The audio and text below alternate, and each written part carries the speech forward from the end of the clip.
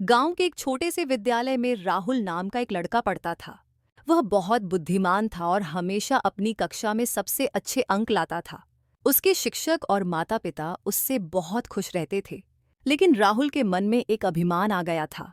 उसे लगता था कि वह सबसे अधिक ज्ञान रखता है और बाकी लोग उससे कम बुद्धिमान हैं। एक दिन उसके गुरुजी ने उसे बुलाया और कहा, राहुल, यदि तुम सच में ज्ञानी बनना चाहते हो तो तुम्हें एक विशेष यात्रा पर जाना होगा। राहुल यह सुनकर बहुत उत्साहित हुआ और तुरंत यात्रा पर निकल पड़ा। गुरुजी ने उसे 3 जगहों पर जाने को कहा। पहाड़, नदी और गांव के सबसे बूढ़े व्यक्ति से मिलने। पहला सबक, राहुल पहाड़ों की ओर गया और वहां एक वृद्ध साधु से मिला। उसने साधु से पूछा, आप इतने वर्षों से यहाँ हैं, आपने क्या सीखा? साधु मुस्कुराए और बोले, जितना अधिक मैं सीखता हूँ उतना ही मुझे एहसास होता है कि मैं कितना कम जानता हूँ। ज्ञान की कोई सीमा नहीं होती। राहुल को यह बात थोड़ी अजीब लगी, लेकिन उसने आगे बढ़ने का निश्चय किया। दूसरा सबक, फिर वह एक बड़ी नदी के किनारे पहुंचा और वहां मछुआरों को मछली पकड़ते हुए देखा।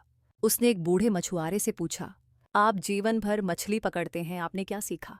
मछुआरे ने उत्तर दिया, नदी हमें सिखाती है कि हमें अपने ज्ञान और अनुभव को रोकना नहीं चाहिए।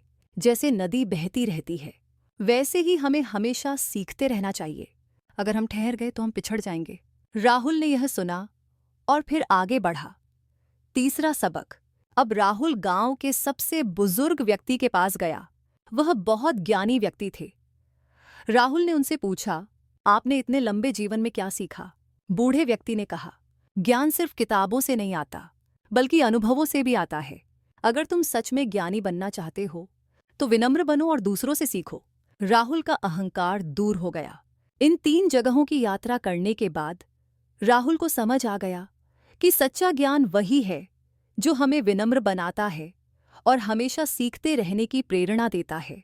वह अपने गुरुजी के पास लौटकर बोला, गुरुजी, अब मुझे समझ आ गया कि ज्ञान की कोई सीमा नहीं होती और सच्चा ज्ञानी वही होता है जो हमेशा सीखने के लिए तैयार रहता है।